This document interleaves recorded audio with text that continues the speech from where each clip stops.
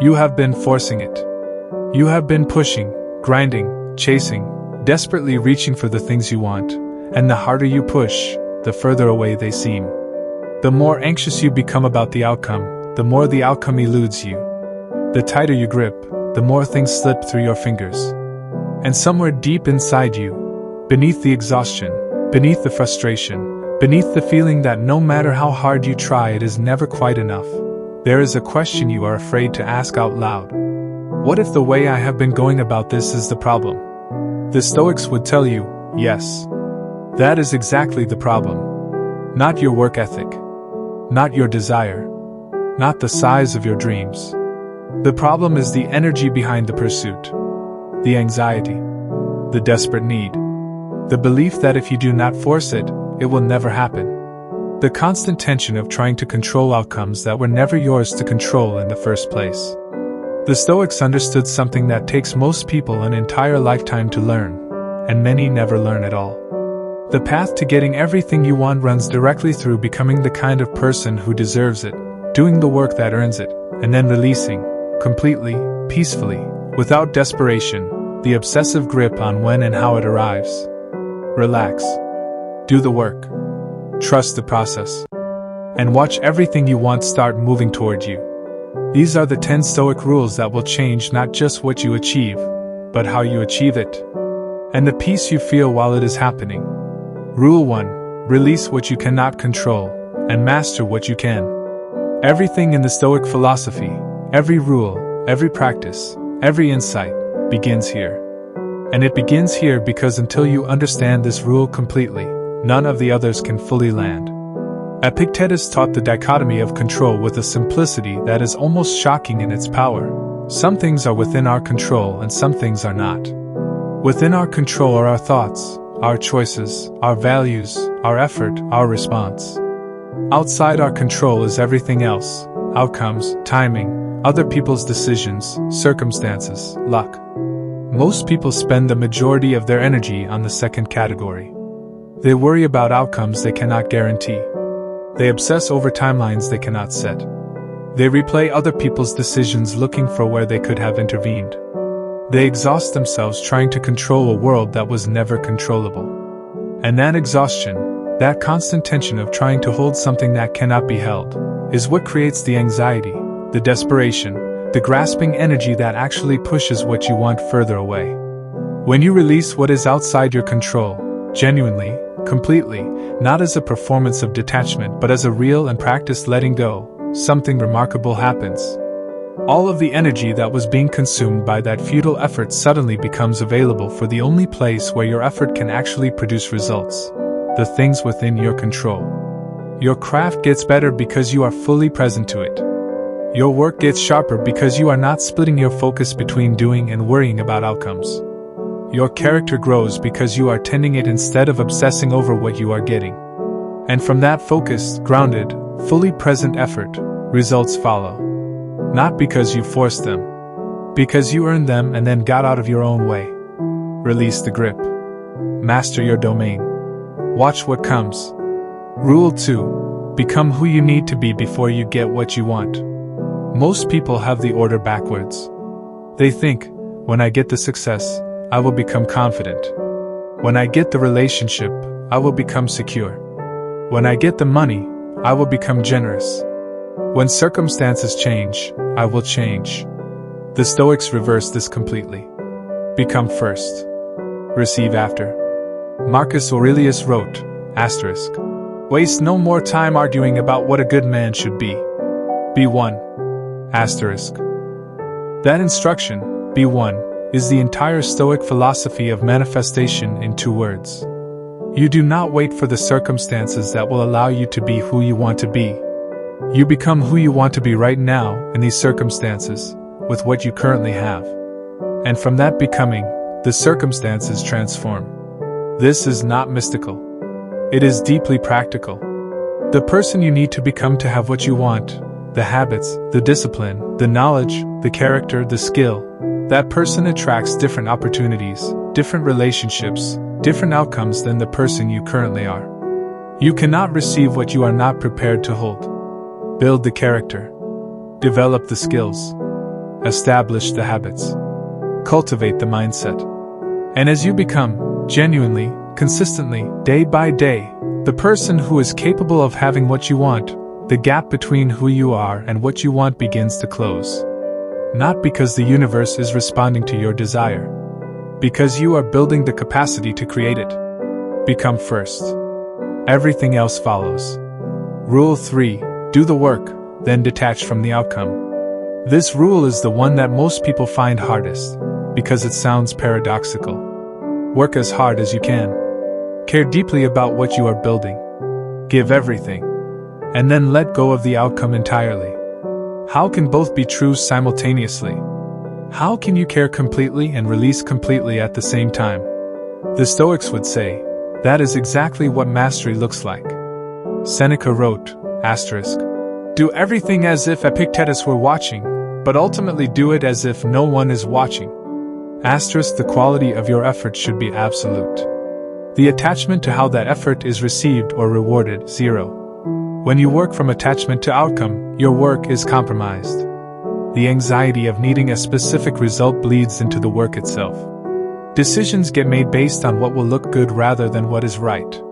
Shortcuts get taken because the pressure of the desired outcome overrides the patience that genuine quality requires. Creativity gets stifled because the need for approval makes risk-taking feel too dangerous. When you work from detachment, when your motivation is the intrinsic rightness of doing excellent work rather than the external reward of a specific outcome, the work itself transforms. It becomes freer, more creative, more honest, more fully expressed. And paradoxically, that kind of work produces better outcomes than the anxiety-driven work that was desperately trying to control those outcomes all along. Do the work completely. Release the outcome completely. Both, at the same time. That is the Stoic path to getting what you want by letting go of needing it a specific way. Rule 4: practice patience as an active discipline. The modern world has declared war on patience. Everything is instant. Results are expected immediately. If something is not working within weeks, the conclusion is that it is not working at all. And that impatience, that refusal to allow things the time they genuinely require, destroys more potential than almost any other force in human life. The Stoics had a very different relationship with time.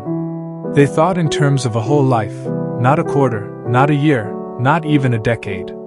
They understood that the most significant things, genuine character, deep skill, lasting reputation, real wealth, meaningful relationships, all require sustained effort over long periods of time. And they cultivated patience not as passive waiting but as an active, disciplined practice. Marcus Aurelius wrote, asterisk, you have power over your mind, not outside events. Asterisk, and one of the most powerful exercises of that power is the deliberate choice to remain patient, to stay fully engaged in the process while releasing the desperate need for the outcome to arrive on your preferred schedule. Patience is not the absence of desire. It is desire disciplined by wisdom. It is the understanding that what you want is worth waiting for, that the process of becoming who can hold it is as important as the arrival of the thing itself. Every time you choose patience over panic, every time you recommit to the work instead of abandoning it because results have not appeared on your timeline, you are building something in yourself that no shortcut could ever give you. Trust built through your own consistency. Faith earned through your own perseverance. Character forged in the discipline of staying the course. That is the foundation from which everything eventually comes. Rule 5: embrace obstacles as the path, not detours from it.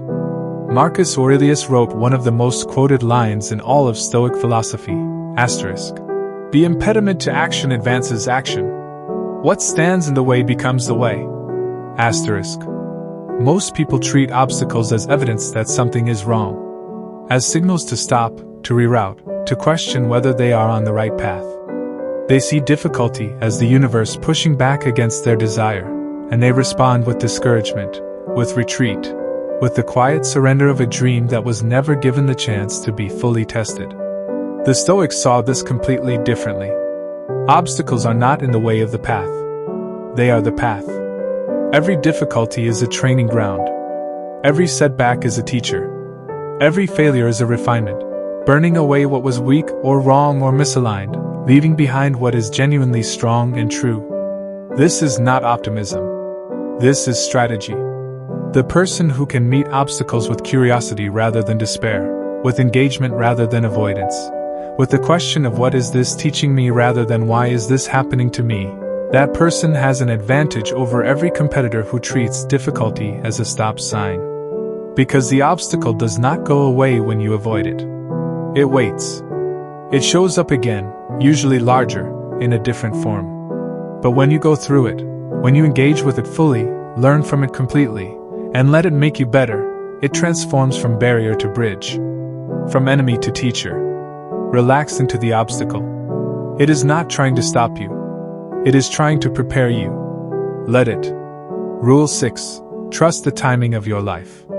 This is perhaps the most difficult Stoic rule for driven, ambitious people to fully embrace, and it is the one that, when genuinely internalized, produces the deepest peace. The Stoics believed in logos, the rational principle that governs the universe, the idea that there is an order and a timing to things that transcends our individual preferences and demands. They did not use this belief as an excuse for passivity. They used it as a foundation for trust. Seneca wrote, "Everything, Lucilius, yields to us if we first yield to it." That yielding, that willingness to trust that things are unfolding according to a timing that is beyond our control and perhaps beyond our current understanding, is not weakness. It is the highest form of Stoic courage. Because it is far easier to force, to grasp, to demand that things arrive on your schedule, than it is to keep doing excellent work while trusting that the timing is not yet wrong, it is simply not yet yours. Think of the things in your life that arrived late, later than you wanted, later than you planned, later than you thought you could bear. And think of how, with the distance of time, you can often see that the timing was actually right. That arriving earlier would have found you unprepared. That the delay was building something in you that the earlier arrival would have bypassed. Trust this. Not blindly, keep working, keep growing, keep moving. But trust that the harvest comes in its season. And no amount of pulling at the plant makes it grow faster. Only tending it does. Rule 7. Cultivate inner abundance before outer abundance. One of the deepest Stoic insights about getting what you want is this: you cannot attract abundance from a state of scarcity. You cannot build wealth from a mindset of poverty. You cannot create genuine success from a foundation of desperately needing it. The energy of desperation, the vibration, if you will, of "I need this" or "I am not enough," does not create. It repels. It makes decisions out of fear rather than clarity. It takes shortcuts that undermine long-term foundations. It accepts less than it deserves because something feels better than nothing. It exhausts the very resources needed for genuine creation. The Stoics cultivated what Epictetus called autarkia, self-sufficiency. The deep inner sense of having enough. Of being enough. Not complacency, not the absence of ambition, but the foundational security of knowing that your worth is not contingent on external outcomes. Marcus Aurelius practiced this deliberately. Despite being Emperor of Rome, despite having access to unimaginable luxury and external validation, he consistently returned in his meditations to the practice of needing nothing beyond what virtue and reason provide. He was practicing inner abundance in the middle of outer abundance, precisely because he understood that the outer abundance meant nothing without the inner. When you cultivate that inner abundance, when your sense of self is grounded, your peace is established, your worth is known regardless of current circumstances, you stop operating from desperation. And from that non-desperate, grounded, genuinely secure place, you make better decisions. You take better actions. You attract better results. And the outer abundance you were chasing finally has somewhere genuine to land. Fill yourself first. Everything else will find you. Rule 8. Align your actions with your values every single day. The Stoics were deeply suspicious of the gap between what people claimed to want and what their daily actions actually supported. They understood that your life does not become what you want, it becomes what you consistently do. And what you consistently do is the most honest expression of what you actually value, regardless of what you tell yourself you value. This alignment, or the lack of it, is one of the most important factors in whether you get what you want. Because when your daily actions are out of alignment with your stated goals and values, you are not just failing to make progress. You are actively building something you do not want while pretending to build something you do. Epictetus taught, first say to yourself what you would be, and then do what you have to do. That sequence is everything. Decide clearly who you want to be and what you want to build. And then, every day, in every decision, in every hour, do what that becoming requires. Not perfectly, not without struggle, but consistently, honestly, with the willingness to examine yourself regularly and correct course when your actions have drifted from your values. The power of this alignment is cumulative and compound. Every day of genuine alignment builds on the day before. The character grows. The skills deepen. The results accumulate.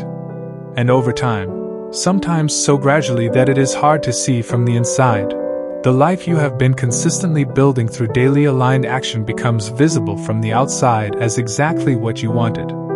Not because you forced it, because you built it. One aligned day at a time. Rule 9: let go of the need for approval. Nothing keeps people further from what they truly want than the need for other people's approval. And nothing is more corrosive to the kind of focused, aligned, authentic work that actually produces results. The need for approval is a form of outsourcing your direction to other people's opinions, your motivation to other people's responses, your sense of self-worth to other people's assessments. And any life that is being navigated according to other people's reactions is a life that is not truly your own. Marcus Aurelius wrote, I have often wondered how it is that every man loves himself more than all the rest of men, but yet sets less value on his own opinion of himself than on the opinion of others. The work that changes the world, the art, the business, the mission, the life, is almost never the work that was designed to please everyone. It is the work that was done with integrity and conviction, from a clear inner vision, without the constant checking of whether everyone approves. It is the work of someone who is willing to be misunderstood, to be criticized, to be wrong sometimes, because they valued the authenticity of the expression more than the comfort of universal approval. Release the need. Do your work.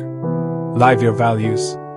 And let the approval of those who genuinely understand come in its own time, not as the motivation for the work, but as a byproduct of it. The most magnetic, most successful, most genuinely impactful people in any field are the ones who stopped seeking approval and started trusting themselves. That trust, that deep, grounded, stoic confidence in your own vision and your own path, is itself one of the most powerful things you can cultivate. Rule 10: trust the process with the same intensity you bring to the work. Everything we have covered in these 10 rules comes together in this final one, the capstone of the Stoic approach to getting what you want. Work as hard as you can. Be as disciplined as you can. Align your daily actions with your deepest values. Build your character as intentionally as you build your skills. Release what is outside your control with the same energy you bring to mastering what is within it. Be patient with timing. Embrace obstacles. Let go of approval. Cultivate inner abundance. And then, trust the process. Completely. Deeply. Without the constant second-guessing that undermines the faith that sustained effort requires. Seneca wrote, It is not because things are difficult that we do not dare. It is because we do not dare that things are difficult. The daring the Stoics are calling you toward is not recklessness. It is the deep courage of full commitment, the willingness to give everything to a path before you know where it leads. To trust that excellent work, excellent character, and excellent patience will produce excellent results, even when those results are not yet visible. This trust is not passive. It is the most active thing you can do, because it requires you to keep showing up, day after day, in the ordinary unsexy hours when nothing feels like it is happening, with the same quality of effort and the same quality of faith that you bring to your best days.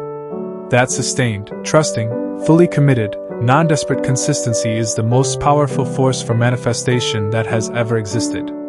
Not because it is magical, because it is real. Because it builds real things, in the real world, over real time, through real sustained effort. Relax. Do the work. Trust the process. And watch everything come. Bringing all 10 rules together. Let us paint a picture of what a life lived according to these 10 Stoic rules actually looks like. Because this is not theory. This is a way of living, and the person who lives this way is unmistakable. They wake up and choose their mind before the world has a chance to choose it for them. They do their work with full presence and full effort, and then they release the outcome with genuine peace. They meet obstacles with curiosity rather than collapse. They are patient in a world that is screaming for urgency. They have an inner stillness that people around them can feel, not because nothing is happening in their life, but because they are not in conflict with what is happening. They do not chase. They do not grasp. They do not perform their ambition for an audience. They simply, day by day, with extraordinary consistency, become more of who they are trying to be. And from that becoming, everything they want finds its way to them. Not all at once. Not on their preferred schedule. Not without difficulty or setback or seasons of uncertainty. But with an inevitability that is not luck and not magic. It is the natural result of someone who has aligned their entire life with what they actually value and then trusted that alignment completely. Marcus Aurelius was that person. In the middle of war, plague, betrayal, and the enormous burden of leading an empire, he came back every morning to these rules. Every morning he recommitted to what he could control. Every morning he released what he could not. Every morning he chose the kind of person he wanted to be, and then went out and tried to be that person in the full difficulty of his actual circumstances. He did not do it perfectly. He said so himself, in every honest line of his meditations. But he did it consistently. And the life that consistency produced, the character it built, the legacy it created, is still speaking to us 2,000 years later. You can live this way too. Starting not tomorrow. Not when things calm down. Not when you have more resources or more certainty or more favorable circumstances. Starting now. With what you have. As who you are. Conclusion: relax. Everything will come to you. The title of this video is not a passive instruction. It is not telling you to sit back and wait while life delivers your desires to your doorstep. The Stoics would never teach that. What it is telling you is this: the anxious, desperate, grasping version of the pursuit is not the path. It is the obstacle. The force that is keeping what you want from reaching you is the tension of needing it too badly, of trying to control what cannot be controlled, of confusing frantic activity with genuine progress. Relax, not into inaction, but into trust. Trust the work. Trust the process. Trust the timing. Trust the character you are building. Trust the alignment you are creating between who you are and what you want. Do the work with complete dedication. Release the outcome with complete peace. Build yourself every single day into the person whose life naturally holds the things you want. And then, genuinely, deeply, without performance, relax. Because the path is right. The effort is real. The character is growing. And everything that is meant to come to you is already on its way. You do not need to chase it. You need to become someone worth arriving at. Do that. Trust that. And watch everything come. Please subscribe for more.